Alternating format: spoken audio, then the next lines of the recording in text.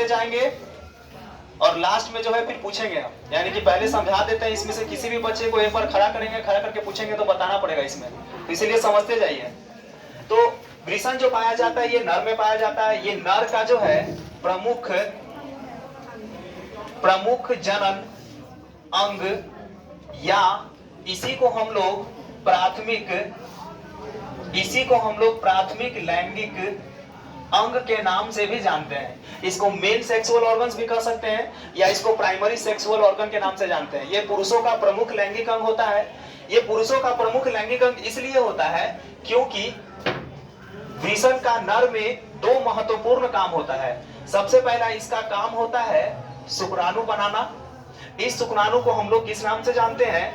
इस शुक्राणु को हम लोग नर युग्मक के नाम से हम लोग जानते हैं, ठीक है। और दूसरा इसका मेन काम होता है एंड्रोजन हार्मोन बनाना। एंड्रोजन हार्मोन, इस एंड्रोजन हार्मोन के अंतर्गत एक विशेष प्रकार का हार्मोन होता है जिसका नाम होता है टेस्टोस्टेरोन। और इसी टेस्टोस्टेरोन के कारण पुरुषों में द्वितीयक लैंगिक लक्षण आते हैं।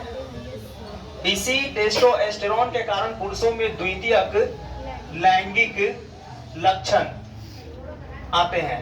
द्वितीयक लैंगिक लक्षण बताए थे? तो ये द्वितीयक लैंगिक लक्षण जो है टेस्टोस्टेरोन के कारण ही आते हैं। इसीलिए वृषण जो है पुरुष का क्या कहलाता है? प्राथमिक अंग कहलाता है, या इसी को हम लोग बोलते हैं प्रमुख जनन अंग के नाम से जानते हैं। बातें करते हैं कि ये पुरुष में जो पाया जाता है इसकी संख्या जो होती है कितना होता है? एक जोड़ा होता है इसका संख्या, यानी कि ये पेयर्स में पाया जाता है। ये सिंगल नहीं होता है, ये पेयर्स में होता है, ये जोड़ा में होता है। समझ पा रहे हैं ना? बात करते हैं कि इसका वजन जो है करीब करीब कितना होता है? 15 से 25 ग्राम तक इसका वजन होता है। यानी कि इसका वजन जो है 15 से 25, जरूरी है कि 15 से 25 के बीच में होता है इसका वजन, एक औसत माना गया है। समझ पा रहे हैं ना? इसका वजन जो है 15 से 25 ग्राम तक होता है। ये संख्या में कितना होता है? एक जोड़ा होता है। और ये पाया किस थैली के अंदर में जाता है? किस पाउच के अंदर में पाया जाता है? तो उस पाउच का नाम होता है वृषण कोश, यानी कि ये जो है वृषण कोश में पाया जाता है। समझ में आ रहा है ना? ये जो है वृषण कोश में पाया जाता है। एक चीज यहाँ पे जान लीजिए कि इसकी लंबाई जो होती है करीब करीब 5 सेंटीमीटर होती है, और इसकी जो चौड़ाई होती है ये होती है 2.5 सेंटीमीटर। इसकी जो चौड़ाई होती है वो 2.5 सेंटीमीटर, और इसकी जो थिकनेस होती है यानी कि इसकी मोटाई जो होती है वो 3 सेंटीमीटर के करीब में होती है। तो इसकी लंबाई, चौड़ाई और मोटाई समझ में आ रहा है ना सबको? तो ये जो है वृषण हो गया। संख्या, वजन और उपस्थिति। वृषण कोश में लंबाई, चौड़ाई और मोटाई इतनी होती है। इसकी संरचना जो होती है कैसी होती है? इसकी संरचना प्रायः कैसी होती है? अंडाकार होती है। ये अंडाकार होती है। अरे समझ में ना? एक चीज याद रखिएगा, ध्यान रखिएगा कि वृषण जो होता है ना, जब बच्चा गर्भ के अंदर में होता है, यानी कि जब बच्चा गर्भ काल के दौरान होता है, तो उसके शरीर में वृषण जो होता है ना वो उदर गुहा के अंदर में पाया जाता है। मतलब कि ये वाला जो पोर्शन हो गया, ये पोर्शन कौन सा है? वक्ष गुहा है। यहाँ पे वक्ष गुहा है जिसके अंदर में हृदय होता है, फेफड़ा होता है, ठीक है। इसके बाद नीचे वाला जो पोर्शन होता है ना, इसको हम लोग बोलते हैं उदर गुहा, एब्डोमिनल कैविटी। ये है थोरेसिक कैविटी, ये क्या है? एब्डोमिनल कैविटी है। तो इसी एब्डोमिनल कैविटी के अंदर में क्या पाया जाता है? वृषण पाया जाता है। समझ में आया ना? लेकिन वो बच्चा जैसे 7वें महीने में पहुंचता है ना, जैसे बच्चा 1 महीना, 2 महीना, 3 महीना, जब 7वें महीने का होता है, मान लीजिए कि ये एक छोटा सा बच्चा है, तो ऐसे यहाँ पे ये वाला जो पोर्शन है ना, ये वाला पोर्शन, ये क्या चीज है? उदर गुहा है। समझ में आ रहा ना? और थोड़ा सा नीचे करेंगे इसको, ये वाला जो पोर्शन है ये उदर गुहा हो गया, ठीक। तो इस उदर गुहा के इस पोर्शन में जो है वृषण पाया जाता है। यानी कि 7वें महीने के बाद जो वृषण होता है ना वो धीरे धीरे जो है नीचे की ओर उतरना जो है शुरू कर देता है। कौन से नाल के द्वारा नीचे उतरता है? तो उस नाल को हम लोग बोलते हैं इंगुइनल नाल। यानी कि 7वें महीने के पहले जो है ये वृषण जो है उदर गुहा के अंदर में पाया जाता है। जब बच्चा 7वें महीने के बाद की अवस्था में पहुंचता है तो ये वृषण जो है ऊपर से नीचे की ओर आने लगता है। और कौन से नाल के द्वारा आता है? तो इंगुइनल नाल के द्वारा ये नीचे आ जाता है। अब देखिए बात होती है कि आखिर ये धीरे धीरे नीचे की ओर डिसेंड क्यों करने लगता है? ये नीचे की ओर डिसेंड इसलिए करने लगता है क्योंकि बॉडी का टेम्परेचर जो है वो कितना होता है? 37 डिग्री सेल्सियस। बॉडी का टेम्परेचर है 37 डिग्री सेल्सियस। तो 37 डिग्री सेल्सियस के अंतर्गत जो है हमारा वृषण जो है ना शुक्राणुओं का फॉर्मेशन नहीं कर सकता है। अब इसको अपने टेम्परेचर को मेंटेन करने के लिए ये शरीर से क्या होता है, दूर आने लगता है, क्योंकि वृषण के अंदर का तापमान जो है शरीर के तापमान से कितना कम होना चाहिए, 2 से 3 डिग्री सेल्सियस जो है कम होना चाहिए। तो ये अपने टेम्परेचर को मेंटेन करने के लिए वृषण जो होता है ना उदर गुहा से नीचे की ओर आने लगता है और किस पाउच में पहुंच जाता है, इस पाउच में आकर लटक जाता है। लेकिन एक्चुअली में ध्यान रखिएगा कि वृषण जब नीचे की ओर आ जाता है, इंग्विनल नाल के द्वारा नीचे आता है, तो ये वृषण कोश में तो रहता ही है, लेकिन ये नहीं, ऐसा नहीं कि वृषण कोश में ये झूलते रहता है और लटकते रहता है। ये जो है वृषण जो है नीचे की ओर जो होता है ना, वृषण से चिपका हुआ होता है, सटा हुआ होता है, ठीक ना, जिसकी सहायता से ये सटा हुआ होता है, इसको हम लोग क्या बोलते हैं, गोबर्निकुलम बोलते हैं। यानी कि वृषण जो होता है वृषण कोश के अंदर में पूरा झूलता हुआ नहीं रहता है, ये जो है एक उत्तक की सहायता से जुड़ा होता है, उसको हम लोग क्या बोलते हैं, गोबर्निकुलम, ठीक है ना। ये वृषण को क्या करता है, पकड़े हुए रहता है। अगर ये नहीं पकड़े रहेगा ना तो हो सकता है कि वृषण जो है फिर उसी नाल के द्वारा ऊपर पहुंच जाए। तो कोई ना कोई तो चीज चाहिए ना इसको पकड़ के रखने के लिए, ताकि ये उदर गुहा के नीचे में ही रहे। तो वो कौन सा संरचना हो गया, गोबर्निकुलम जो होता है वृषण को क्या करता है, पकड़ के रखता है। अरे समझ में, ये जो पाउच जैसी संरचना होती है इसी को हम लोग क्या बोलते हैं, वृषण कोश बोलते हैं।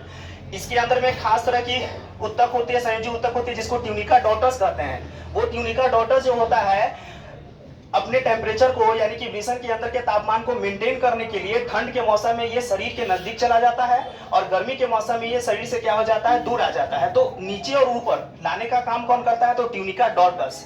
और ये ट्यूनिका डॉटस किस में पाया जाता है, तो वृषण कोश में पाया जाता है। और इसी के अंदर में क्या पाया जाता है, वृषण। और यही वृषण जो होता है ये जोड़ा में पाया जाता है, समझ में आ रहा है ना। और जिसकी सहायता से ये लटकते रहता है उसको हम लोग क्या बोलते हैं, वृषण रज्जु। यानी कि ये जो है वृषण रज्जु की सहायता से वृषण कोश में क्या होता है, लटका हुआ होता है, लेकिन पूरा हिलते डुलते नहीं रहता है। ये जो है गोबर्निकुलम की सहायता से वृषण कोश से लगा होता है। ये समझ में आ रहा है। यही पुरुष का क्या कहलाता है, प्रमुख जनन अंग कहलाता है, या प्राथमिक लैंगिक अंग के नाम से भी इसको हम लोग जानते हैं। यहाँ समझ में आ रहा है ना। अब देखिए वृषण की आकृति तो अंडाकार होती है। अब हम लोग वृषण को अगर काटते हैं एलएस सेक्शन में, लॉन्गिट्यूडनल सेक्शन में, ये कौन सा सेक्शन हो गया, ये एलएस काट हो गया। यानी कि इसको हम लोग बोलते हैं लॉन्गिट्यूडिनल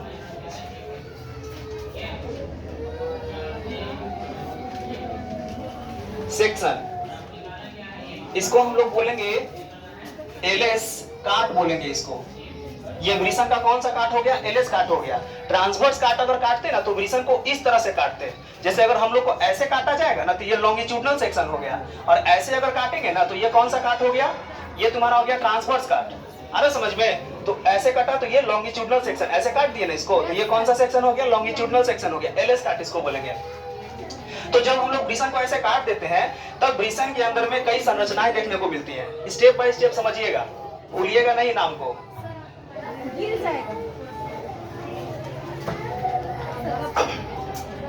चलिए ध्यान दीजिए, नाम याद कीजिएगा, तुरंत खड़ा करके पूछेंगे हम नाम को, इसीलिए बोर्ड पे ध्यान देना है।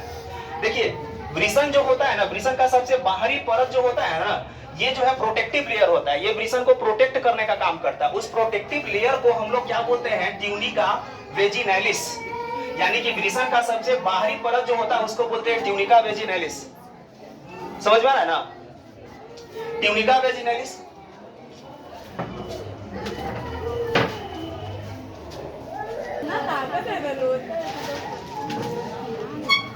बच्चा बउआ जो है ना उसको शांत करवाना बड़ा मेहनत का काम है। अगर वो एक बार शुरू किया ना रोना तो समझो कि वो शांत होने वाला नहीं हो। चलिए ध्यान दीजिए, देखिए वृषण का सबसे बाहरी परत जो होता है, जो प्रोटेक्टिव लेयर का काम करता है, जो वृषण को प्रोटेक्शन करने का काम करता है, इस प्रोटेक्टिव लेयर को हम लोग किस नाम से जानते हैं, ट्यूनिका वेजिनैलिस के नाम से जानते हैं, ठीक है। और इस ट्यूनिका वेजिनैलिस के अंदर में एक जगह पाई जाती है, एक स्पेस पाया जाता है, इसको हम लोग बोलते हैं ट्यूनिका वेजिनेले बोलते हैं, या ट्यूनिका वेजिनेली भी बोलते हैं इसको हम लोग। ट्यूनिका वेजिनैली के नाम से जानते हैं, ट्यूनिका वेजिनैली के नाम से जानते हैं। इसके अंदर में एक लिक्विड पाया जाता है, एक द्रव्य पाया जाता है, जिसको हम लोग बोलते हैं शरीर गुहा द्रव्य के नाम से जानते हैं, सेलोमिक फ्लूइड के नाम से जानते हैं। इसके अंदर में जो लिक्विड पाया जाता है उस लिक्विड को हम लोग बोलते हैं सीलोमिक फ्लूइड। इसको हम लोग सिलोमिक फ्लूइड के नाम से जानते हैं। ये वृषण को क्या करता है, पोषण भी प्रदान करता है, साथ में ये सुरक्षा प्रदान करता है। अगर वृषण पे जोर से चोट लगता है ना, तो उसके चोट को ये क्या कर लेता है, एब्जॉर्ब कर लेता है। समझ में आ रहा है ना? तो ये सिलोमिक फ्लूइड हो गया। इस सिलोमिक फ्लूइड का काम हो गया वृषण को प्रोटेक्शन प्रदान करना। आ रहा समझ में? यहाँ तक समझ में आया कि नहीं आया समझ में? कभी कभी क्या होता है ना, इसी में इन्फेक्शन हो जाता है, सिलोमिक फ्लूइड में इन्फेक्शन हो जाता है, और सिलोमिक फ्लूइड में इन्फेक्शन होने से इसके अंदर में ट्यूनिका वेजिनैलिस के अंदर की जो जगह होती है उसमें इसकी मात्रा जो है बढ़ जाती है, तरल पदार्थ की मात्रा बढ़ जाती है, जिससे वृषण के अंदर में पानी जो है भर जाता है। उस अवस्था को हम लोग क्या बोलते हैं, हाइड्रोसील। उस अवस्था को हम लोग बोलते हैं हाइड्रोसील। ये बीमारी का नाम ले लेता है, ये बीमारी कहलाता है हाइड्रोसील। हाइड्रोसील एक ऐसी बीमारी हो जाती है जिसमें ट्यूनिका वेजिनैली के अंदर में पाया जाने वाला जो लिक्विड होता है, जिसको हम लोग सिलोमिक फ्लूइड बोलते हैं, उस सिलोमिक फ्लूइड में इन्फेक्शन होने से इसमें तरल पदार्थ की मात्रा बढ़ जाती है। तो जब तरल पदार्थ की मात्रा बढ़ती है तो इसी बीमारी को हम लोग हाइड्रोसील के नाम से जानते हैं। कभी कभी इंजेक्शन के द्वारा इस पानी को खींचकर बाहर भी निकाल लिया जाता है, तो वृषण जो है सूख जाता है। फिर समझ में आ रहा है ना? तो ये हो गया। दूसरा समझिए, ये पहला हो गया, पहला समझ में ना ट्यूनिका वेजिनैलिस क्या है। ट्यूनिका वेजिनैलिस जो है वो बाहरी लेयर हो गया जो वृषण को क्या करता है, प्रोटेक्शन प्रदान करता है। इसके अंदर की जो जगह होती है, खाली जगह जो होती है, इसको ट्यूनिका वेजिनैली भी बोलते हैं। इसमें सिलोमिक फ्लूइड पाया जाता है। इसी सिलोमिक फ्लूइड में इन्फेक्शन होने से पानी की मात्रा बढ़ जाती है, जिसको हाइड्रोसील हम लोग कहते हैं। ठीक है। दूसरा जो कवरिंग लेयर होता है, ये कनेक्टिव टिश्यू होता है। इसे हम लोग किस नाम से जानते हैं, ट्यूनिका एल्बुजिनिया के नाम से जानते हैं। ये कनेक्टिव लेयर होता है, एक संयोजी उत्तक कह सकते हैं। ये जो है ट्यूनिका एल्बुजिनिया होता है। तो यानी कि वृषण का जो सेकंड लेयर होता है उसको ट्यूनिका एल्बुजिनिया कहते हैं। और वृषण के अंदर में एक और परत पाई जाती है, इसमें ब्लड वेसल्स की मात्रा ज्यादा होती है, तंत्रिकाएं इसमें ज्यादा होती है। तो इस परत को हम लोग, इस लेयर को हम लोग क्या बोलते हैं, ट्यूनिका वेस्कुलोसा। इसमें वेसल्स वगैरह होते हैं, आर्टरी होता है, वेन्स होता है, कैपिलरीज होता है। तो इसीलिए इसका नाम क्या पड़ गया है, वेस्कुलोसा। इसको ट्यूनिका वेस्कुलोसा के नाम से जानते हैं। अरे समझ में? अब यहाँ पे ध्यान देने वाली बात है, तो ये तीन चीज आपको समझ में आ गया। बाहरी परत ट्यूनिका वेजिनैलिस, सेकंड वाला ट्यूनिका एल्बुजिनिया, थर्ड वाला क्या हो गया, ट्यूनिका वेस्कुलोसा। नाम याद है ना सबको? चलिए अब समझिए, देखिए ध्यान दीजिएगा। ट्यूनिका एल्बुजिनिया जो होता है ना, ये अंदर की ओर, ये जो ट्यूनिका एल्बुजिनिया है ये अंदर की ओर जाकर और वृषण को कई पिंडों में क्या करता है, विभक्त कर देता है। यानी कि ये जब अंदर में धंसता है, ऐसे ऐसे ऐसे ये अंदर में धंस जाता है। अच्छा ठीक है, बना लीजिएगा, फिर से बना देंगे फिगर। देखिए, तो ये ट्यूनिका एल्बुजिनिया अंदर में जाकर और वृषण को कई सेप्टा में क्या करता है, विभक्त कर देता है। ये सब क्या चीज हो गया, पालिका हो गया। इसको वृषण पालिका हम लोग कहते हैं। और ये वृषण पालिका जो होता है, वृषण को कई पिंडों में क्या कर देता है, विभक्त कर देता है। जैसे ये जो पिंड बनाए हैं ना, ये 1 2 3 4, ये सब ट्यूनिका एल्बुजिनिया के अंदर की ओर धंसने से पिंड बन जाते हैं। इस पिंड की संख्या कितनी होती है, तो इसकी संख्या जो होती है करीब करीब कितनी होती है, 250 तक इसकी संख्या होती है। तो इसे हम लोग क्या बोलेंगे, वृषण पिंड। इस वृषण पिंड का निर्माण किसके द्वारा हुआ था, तो ट्यूनिका एल्बुजिनिया के द्वारा हुआ था। यानी कि ट्यूनिका एल्बुजिनिया अंदर की ओर धंसा तो पालिका में बट गया, ये सब अंदर में धंसकर पालिका बना लिया। टेस्टिकुलर सेप्टम बोलेंगे, सेप्टम बोलेंगे, और ये सेप्टम जो होते हैं लब्यूल्स में बढ़ जाते हैं, 1 2 3 4। तो इसकी संख्या कितनी हो जाती है, 250 तक इसकी संख्या होती है। ये समझ में आ रहा है ना? अब इस पिंड को, ये जो 250 पिंड पाए जाते हैं, इस पिंड को हम लोग, इस पिंड में ध्यान दीजिएगा कि इस पिंड में शुक्रजनन नलिकाएं होती हैं। शुक्रजनन नलिकाएं, इंग्लिश में इसको क्या बोलते हैं, सेमनीफेरस ट्यूब्यूल्स। इस शुक्रजनन नलिका की संख्या कितनी होती है, 2 से 3। यानी कि हर एक पिंड में शुक्रजनन नलिका पाई जाती है, और ये शुक्रजनन नलिका जो होती है इसकी संख्या होती है 2 से 3। कह सकते हैं, या ऐसे कहा जा सकता है कि प्रत्येक वृषण में शुक्रजनन नलिका की संख्या 500 से कितना हो सकता है, 700 के आसपास में हो सकता है। यानी कि 500 400 500 700 ऐसे करके पाया जाता है। अरे समझ में ना? तो शुक्रजनन नलिका की संख्या 500 के आसपास में हो गया, और पिंड की संख्या कितना हो गया, 250 हो गया। अब समझिए, देखिए अब समझने वाली बात क्या है कि इस शुक्रजनन नलिका को, यानी कि ये जो सेमनीफेरस ट्यूब्यूल्स है, इसको हम लोग क्या बोलते हैं, सेमनीफेरस ट्यूब्यूल्स। सेमनीफेरस ट्यूब्यूल्स के नाम से इसको हम लोग जानते हैं। यही सेमनीफेरस ट्यूब्यूल्स जो होती है ना, वृषण की संरचनात्मक और क्रियात्मक इकाई कहलाती है। जैसे वृक होता है ना किडनी, तो किडनी का नेफ्रॉन जो होता है ना उसको संरचनात्मक और क्रियात्मक इकाई बोलते हैं ना। उसी तरह से वृषण का संरचनात्मक और क्रियात्मक इकाई जो होता है वो क्या कहलाता है, शुक्र जनन नलिका कहलाती है, क्योंकि काम असली में इसी का होता है। ये सब तो लेकिन असल में जो काम जो करता है ना मेन, वो किसका होता है, शुक्र जनन नलिका का। इस शुक्र जनन नलिका में, ये शुक्र जनन नलिका तो होती है जर्मिनल एपिथेलियल से स्तरित होती है। इसमें जर्मिनल एपिथेलियल से ये स्तरित होती है, जर्मिनल एपिथेलियम, जर्मिनल एपिथेलियम से ये स्तरित होती है। ये जर्मिनल एपिथेलियम जो होते हैं ये दो कोशिका का निर्माण करते हैं। एक जो होते हैं शुक्राणु कोशिका जन का निर्माण करते हैं, और दूसरा जो होता है वो क्या चीज का निर्माण करता है, सर्टोली कोशिका। मतलब यूं कहा जा सकता है कि शुक्र जनन नलिका की जर्मिनल एपिथेलियम जो होती है दो कोशिका बनाती है। एक है शुक्राणु कोशिका जन और दूसरा क्या है, सर्टोली कोशिकाएं। यहाँ तक समझ में आ रहा है ना, यहाँ तक सबको समझ में आ रहा है। अब देखिए ध्यान दीजिएगा यहाँ पे कि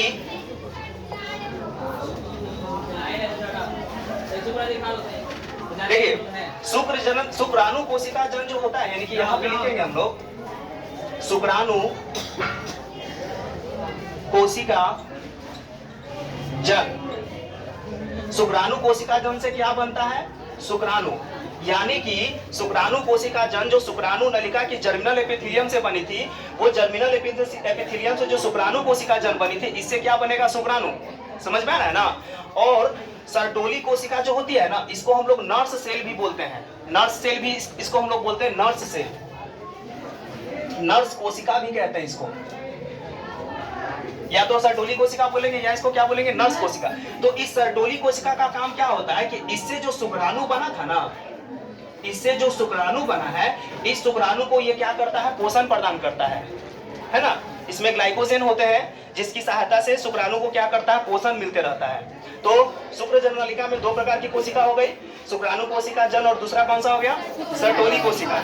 ये शुक्राणु बनाएंगी, समझ में आ रहा है ना, और ये जो है इसको क्या करेगी, पोषण प्रदान करेगी। यहाँ तक समझ में आ रहा है। अब समझिए, देखिए शुक्राणु कोशिका जन और सर्टोली कोशिका जन के बीच बीच में एक और कोशिका पाई जाती है जिसको हम लोग बोलते हैं लेडिंग की अंतराली, लेडिंग की अंतराली कोशिका। हाँ, लेडिंग या लाइडिंग भी लिख सकते हैं, लाइडिंग की अंतराली कोशिका भी कहते हैं, ठीक है, या लेडी की कोशिका भी बोलते हैं इसको हम लोग। तो लेडी की अंतराली कोशिका या लेडी की कोशिका का काम क्या होता है कि ये जो होता है ना, एक हार्मोन सीक्रेट करता है। ऐसे तो इसको हम लोग एबीएच के नाम से भी जानते हैं, androgen binding, ABP, androgen binding protein भी हम लोग बोलते हैं। लेकिन सीधे सीधे कहेंगे तो ये कोशिका जो होती है पुरुषों में हार्मोन बनाने का काम करती है जिसका नाम होता है एंड्रोजन। यानी कि लेडी की अंतराली कोशिका का काम क्या हो गया, एंड्रोजन हार्मोन बनाने का काम करता है। ये पुरुष का लैंगिक हार्मोन होता है, और इस एंड्रोजन हार्मोन के अंतर्गत एक स्पेशल हार्मोन होता है। उस हार्मोन को हम लोग क्या बोलते हैं, टेस्टोस्टेरोन। इसको हम लोग टेस्टोस्टेरोन के नाम से जानते हैं। समझ में आ रहा है कि नहीं आ रहा है, नहीं समझ रहा? यहाँ पे समझाए थे अभी, यानी कि यहाँ पे समझ लीजिए कि लेडी की जो कोशिका होती है, लेडी की कोशिका,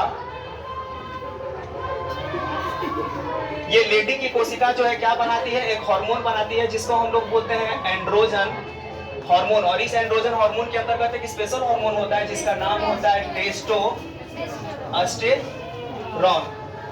इसको हम लोग टेस्टोस्टेरोन के नाम से जानते हैं। इसी टेस्टोस्टेरोन के कारण पुरुषों में लैंगिक लक्षण आते हैं। समझ में आ रहा है ना। और ये टेस्टोस्टेरोन या एंड्रोजन कब बनते हैं, जब पुरुष किशोरावस्था में पहुंच जाता है तब। यानी कि 12-13 साल का जब पुरुष होता है ना, तब जाके उसके शरीर में ये वाला जो चीज होता है ना बउआ, एग्रीशन जिसको बोलते हैं, ये काम करना शुरू कर देता है। यानी कि 10 से 12 साल के पहले इसका काम नहीं होता है, ये ऐसी पड़ा हुआ रहता है। लेकिन इसका काम कब चालू हो जाता है, जब वो बच्चा किशोरावस्था में पहुंचता है ना, तब काम जो है चालू हो जाता है। तब हार्मोन बनने लगते हैं और उसके पूर्ण शरीर में इस टेस्टोस्टेरोन के कारण जो है ना लैंगिक लक्षण आने लगते हैं, जैसे दाढ़ी मूंछ का निकलना, आवाज का भारी होना, शोल्डर का चौड़ा हो जाना, चेस्ट पे बाल आना, प्यूबिक पार्ट्स में बाल आना। समझ में आया ना। तो ये सब कैरेक्टर जो है उसके शरीर में आने लगते हैं।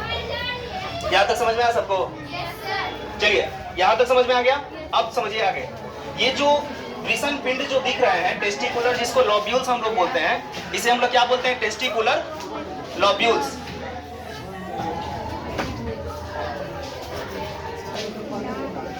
चलिए देखिए, ध्यान दीजिए, ये जो टेस्टिकुलर लॉब्यूल्स आपको दिख रहे हैं, ये टेस्टिकुलर लॉब्यूल्स की संख्या कितनी होती है? 250 के आसपास में होती है। प्रत्येक वृषण में 250 होती है, दोनों वृषण में कितनी हो जाती है? 500 के आसपास में होती है। ठीक है, तो ये टेस्टिकुलर लॉब्यूल्स जो होती है ना, बाहर में एक नली के रूप में खुलती है, जो आगे चल के जाल का निर्माण करते हैं। इसे हम लोग क्या बोलते हैं? रेटे टेस्टिस बोलते हैं। यानी कि शुक्रजनन नलिका जो होती है बाहर में निकलती है और एक जाल के रूप में खुलती है। इस जाल को ही हम लोग क्या बोलते हैं? रेटे टेस्टिस। समझ में आया ना? इसे हम लोग क्या बोलते हैं? रेटे टेस्टिस बोलते हैं। पास करो। चलो देखो, जल्दी से समझिए, ये जो टेस्टिकुलर लॉब्यूल्स होते हैं, ये बाहर में खुलते हैं और नली का निर्माण करते हैं, जो एक जाल के रूप में खुलते हैं। इस जाल को हम लोग क्या बोलते हैं? रेटे टेस्टिस। ये वृषण के अंदर में पाया जाता है, ये जाल है जो वृषण के अंदर में पाया जाता है। ये रेटे टेस्टिस जो है बाहर में खुलती है और ये जो है नली के रूप में खुलती है। इस नली की संख्या कितनी होती है? ये 10 से 20 होती है। इस 10 से 20 नली को हम लोग क्या बोलते हैं? शुक्र नलिका। इसको हम लोग बोलते हैं वास एफरेंसिया या वासा एफरेंसिया के नाम से जानते हैं। एक होता है वास डिफरेंस और एक होता है वास इफरेंस। तो वास इफरेंस बोलेंगे शुक्र नलिका को और वास डिफरेंस किसको बोलेंगे? शुक्र वाहिनी को। ये जो हो गया, ये क्या हो गया? वास डिफरेंस हो गया। ये वाला जो हो गया शुक्र वास एफरेंस हो गया, शुक्र नलिका हो गया। इसकी संख्या कितनी होती है? 10 से 20 होती है। ये समझ में आ रहा है ना? बाद में मत बोलिएगा कि नहीं समझा है। तो ये शुक्र नलिका होती है, इसकी संख्या 10 से 20 होती है। ये शुक्र नलिका जो होती है फिर बाहर की ओर निकलती है और इसमें खुलती है। ये नली जो होती है इसको हम लोग क्या बोलते हैं? अधिवृषण। इस पोर्शन को हम लोग क्या बोलते हैं? अधिवृषण। इसकी लंबाई जो होती है करीब करीब कितनी होती है? 6 मीटर के करीब में होती है। ये जो होता है ना, वृषण के पश्च भाग में लगा होता है। ये सब वृषण के कौन सा भाग में हो गया? इंटीरियर भाग में हो गया, अग्र भाग में हो गया। ये कौन सा भाग हो गया? पश्च भाग। तो अधिवृषण और शुक्र नलिका और रेटे टेस्टिस ये वृषण के पश्च भाग में होते हैं। समझ में आ रहा है ना? और अधिवृषण की लंबाई कितनी होती है? 6 मीटर तक होती है। ये जो है वृषण के पीछे जो है कॉइल्ड शिप रूप में क्या होता है? लिपटा हुआ होता है। यहाँ समझ में आ रहा है सबको? इस अधिवृषण का 2 काम होता है। अधिवृषण का काम क्या होता है कि जब शुक्राणु इसमें बन जाते हैं तो ये शुक्राणु जो है अधिवृषण में जाके भंडारित हो जाते हैं। समझ में आ रहा है ना? और दूसरा इसका काम क्या होता है अधिवृषण का कि ये जो है शुक्राणुओं को क्या करता है? न्यूरिशमेंट प्रदान करता है। मतलब कि कह सकते हैं न्यूरिशमेंट के साथ साथ ये जो है ना शुक्राणु को परिपक्वता भी प्रदान करता है, मैच्योरिटी लाता है ये। यानी कि इसमें जो शुक्राणु बनते हैं वो अपरिपक्व होते हैं, परिपक्व जाकर किस में होते हैं? तो अधिवृषण में होते हैं, इपिडिडाइमिस में होते हैं। समझ में आ रहा है? अधिवृषण का 2 काम हो गया, भंडारण, और दूसरा कौन सा काम हो गया? परिपक्वता लाने का काम हो गया। ये समझ में आया? अब समझिए, अधिवृषण जो है फिर एक ट्यूब के रूप में खुलता है, एक नली के रूप में बाहर की ओर निकल जाती है। इस नली को हम लोग किस नाम से जानते हैं? इस नली को हम लोग किस नाम से जानते हैं? शुक्र वाहिनी के नाम से इसको हम लोग जानते हैं। इसको हम लोग वास डिफरेंस बोलते हैं। ये शुक्र नलिका क्या चीज था? वासा इफरेंसिया या वास एफरेंस। और ये क्या हो गया? वास डिफरेंस हो गया। ये हो गया शुक्र वाहिनी। अब ये शुक्र वाहिनी जो है ऊपर की ओर चली जाती है, ऊपर की ओर चली जाती है और ये कहां पे पहुंचती है? उदर गुहा में पहुंचती है। किस नाल के द्वारा ऊपर गुहा में पहुंचती है? इंगुइनल नाल के द्वारा। यानी कि जिस नाल के द्वारा ये नीचे आया था, समझ में है ना, उसी नाल के द्वारा ये शुक्र वाहिनी जो होती है ना वो ऊपर की ओर जाती है। इंगुइनल नाल के द्वारा फिर ये उदर गुहा में चली जाती है और उदर गुहा में जाकर यहाँ पे यूरिनरी ब्लैडर होता है। इस यूरिनरी ब्लैडर को घेरते हुए, समझ आया ना, फिर जो है नीचे की ओर आ जाती है ऐसे, और ये किसमें खुलती है? पेनिस के आगे वाले भाग में ये खुल जाती हैं। समझ में आ रहा है कि नहीं आ रहा है? तो ये जो स्ट्रक्चर दिखा, ये स्ट्रक्चर क्या हो गया? वृषण। वृषण की आंतरिक संरचना हो गया ये। समझ में आ रहा है ना? तो इस तरह से ये वृषण जो होता है नर के शरीर में प्राथमिक लैंगिक अंग का काम करता है। और ये वृषण काम करना कब शुरू कर देता है? जब वो मेल जो होता है ना 10 से 12 या 12 से 13 साल की अवस्था में पहुंचता है, तब जाके उसके शरीर में ये अंग जो होते हैं, प्राथमिक लैंगिक अंग जो है कार्यशील हो जाते हैं। समझ में आ गया? इसमें कोई दिक्कत नहीं है सबको? कहीं से कोई क्वेश्चन है तो पूछिए, फिर से समझ लीजिए। वृषण का बाहरी प्रोटेक्टिव लेयर ट्यूनिका वेजिनलिस। वृषण का दूसरा संयोजी उत्तक वाला लेयर जो हो गया, ये जो हो गया कनेक्टिव टिश्यू एक तरह से कह सकते हैं, इसको क्या बोलेंगे? Tunica albuginea. समझ में आया? और इसका सबसे अंदर वाला जो होता है, जो ज्यादातर बुक में देखने को नहीं मिलेगा, दो ही चीज देखने को मिलता है बुक में, ट्यूनिका वेजिनैलिस और ट्यूनिका एल्बुजिनिया। एक तीसरा भी होता है जिसका नाम होता है ट्यूनिका वेस्कुलोसा। ये जो है ब्रिसन का अंदर वाला परत होता है, इसमें जो है ब्लड वेसल्स ज्यादा मात्रा में पाए जाते हैं, ठीक है, जो ब्रिसन को ब्लड सप्लाई करने का काम करते हैं। ये समझ में आ गया ना। ट्यूनिका एल्बुजिनिया ही अंदर की ओर जाकर ब्रिसन को कई पिंडों में क्या कर देता है, विभक्त कर देता है। कितने पिंड बनाते हैं? ये 250 के आसपास में पिंड बनाते हैं। या तो समझ में आ रहा है? ये 250 जो वृषण पिंड होते हैं, इसमें एक विशेष प्रकार की कोशिका, विशेष प्रकार की नलिका होती है। इस विशेष प्रकार की नलिका को शुक्र जनन नलिका के नाम से जानते हैं। इसको इंग्लिश में क्या बोलते हैं? Seminiferous tubules. यहाँ तक ठीक है? इस सेमनीफेरस ट्यूब्यूल्स, ये जो सेमनीफेरस ट्यूब्यूल्स होता है, ये इसमें क्या पाया जाता है? जर्मिनल एपिथेलियम पाया जाता है। जर्मिनल एपिथेलियम होते हैं, और ये जर्मिनल एपिथेलियम जो होते हैं दो प्रकार की कोशिकाओं का निर्माण करते हैं। पहला जो होता है शुक्राणु कोशिका जन, स्पर्मेटोजेनिक सेल बनाते हैं, शुक्राणु कोशिका जन बनाते हैं, और दूसरा जो बनाते हैं वो क्या बनाते हैं? Sertoli cell. शुक्राणु कोशिका जन का काम होता है शुक्राणु बनाना, और सर्टोली कोशिका का काम क्या होता है कि ये बने हुए शुक्राणु को क्या करता है? पोषण प्रदान करता है ताकि ये जीवित रह सके। इस सर्टोली कोशिका को नर्स सेल भी बोलते हैं। नर्स सेल, और जैसे नर्स जो होती है ये देखभाल करती है ना जी पेशेंट को। हॉस्पिटल में गए हो कभी? जाना भी नहीं, ठीक ना। वहां पे एक नर्स होती है जो आप लोगों को वहां पे देख रेख करेगी, आप लोगों का देखभाल करती है। उसी तरह से इसीलिए उसको नर्स कहा गया है। नोरिशमेंट का काम करती है वो, ठीक है ना। ये क्या करती है? शुक्राणु को पोषण प्रदान करती है। ये समझ में आ गया? इन दोनों कोशिकाओं के बीच बीच में एक तीसरी कोशिका जो होती है, उस कोशिका को हम लोग बोलते हैं लेडी की अंतराली कोशिका। ये एक और कोशिका होती है। इस कोशिका का काम क्या होता है कि ये क्या बनाता है? एंड्रोजन। बहुत सारे हार्मोन्स बनाते हैं, सबको एक साथ हम लोग क्या बोलते हैं? एंड्रोजन। और इस एंड्रोजन में एक विशेष प्रकार का हार्मोन होता है जिसका नाम होता है टेस्टोस्टेरोन। ये पुरुषों का लैंगिक हार्मोन है। इसी के कारण जो है पुरुषों में द्वितीयक लैंगिक लक्षण आते हैं। दाढ़ी मूंछ, आवाज भारी, शोल्डर चौड़ा, चेस्ट पे बाल, गुप्तांगों पे बाल। पुरुष का कैरेक्टर दिखता है भैया, मतलब वो लगने लगता है कि पुरुष है। समझ में आया ना? अगर टेस्टोस्टेरोन नहीं निकला सही से तो समझो कि उसमें पुरुष का चरित्र जो है ना, जो मेल का कैरेक्टर है, सेक्सुअल कैरेक्टर, वो बढ़िया से उभर नहीं पाएगा। जिसमें ज्यादा अच्छा से सीक्रेट होता है उसका दाढ़ी मुजरा बढ़िया से आएगा। समझ आ रहा है? और जिसमें कम रहेगा ना उसमें थोड़ा सा लेट से आता है, लेकिन आता है। और एक चीज याद रखिएगा, पुरुष में शुक्राणु और टेस्टोस्टेरोन हमेशा बनते रहते हैं लाइफ टाइम तक। हाँ, लाइफ टाइम तक जो शुक्राणु बनाते रहता है। भले उसका रिप्रोडक्टिव ऑर्गन्स काम नहीं करता है बाद में चल के, वो बात की बात है, लेकिन शुक्राणु बनते हैं और हार्मोन्स भी बनते हैं। समझ में आया ना? इसी हार्मोन्स के कारण पुरुषों में दाढ़ी मूंछ आते हैं। तो ऐसा नहीं कि बुढ़ापा में जो जैसे जैसे बूढ़ा होने लगता है वैसे वैसे उसका दाढ़ी मूंछ उखड़ने लगता है या साफ हो जाता है, नहीं ना। मरता भी है तो अपने पुरुष वाले कैरेक्टर वैसे ना मरता है, तो ये श्रावित होते रहते हैं। अरे समझ में? भले लेवल जो है क्या हो जाता है? कम हो जाता है। मतलब जो निकलने का दर होता है ना, वो जो है 30-35 के बाद जो है धीरे धीरे क्या होने लगता है? कम होने लगता है। अरे समझ में? ये हो गया। अब समझिए, ये जो शुक्र नलिका जो थी, सॉरी सेमनीफेरस ट्यूब्यूल्स, इसको हम लोग टेस्टिकुलर लोब्यूल्स बोलते हैं। इसके अंदर में सेमनीफेरस ट्यूब्यूल्स पाया जाता है। इसको क्या बोलते हैं? Testicular lobules. समझ लीजिए, 2 मिनट और है। टेस्टिकुलर लोब्यूल्स बाहर में खुलती हैं और एक जाल में खुलती हैं। इस जाल को हम लोग क्या बोलते हैं? रेटे टेस्टिस। ये रेटे टेस्टिस जो होती है फिर 10 से 20 महीन नलिकाओं में आगे की ओर निकलती हैं। इस 10 से 20 महीन नलिका को क्या बोलते हैं? शुक्र नलिका बोलते हैं। यहाँ तक समझ में आ रहा है ना? और ये शुक्र नलिका जो होती है ना, फिर बाहर में निकल जाती है और ये अधिवृषण में जाकर खुलती हैं। ये अधिवृषण 6 मीटर लंबी होती है और ये वृषण के पक्ष भाग में पाया जाता है। इस अधिवृषण का काम क्या हो गया? शुक्राणुओं का भंडारण और शुक्राणुओं को परिपक्वता प्रदान करता है। और यही अधिवृषण फिर कहाँ खुल जाती है? शुक्र वाहिनी में। अरे समझ में? शुक्र वाहिनी की लंबाई जो है करीब करीब 25 सेंटीमीटर के आसपास होती है। 25 सेंटीमीटर के आसपास होती है। और ये शुक्र वाहिनी फिर आगे चलकर खुलती है स्खलन नलिका में, स्खलन नलिका फिर मूत्र मार्ग में, और मूत्र मार्ग फिर मूत्र जनन छिद्र द्वारा बाहर खुल जाती है, जहां से वीर्य जो है और शुक्राणु बाहर निकल जाता है। तो ये वृषण की क्या हो गया? आंतरिक संरचना हो गया। ठीक है, याद रखिएगा इसको। तो आज इतना ही है, कल जो है फिर मिलेंगे। अरे समझ में ना? कल दूसरे टॉपिक के साथ मिलेंगे। तो चैनल को सब्सक्राइब कर दीजिएगा वो लोग, ठीक है ना?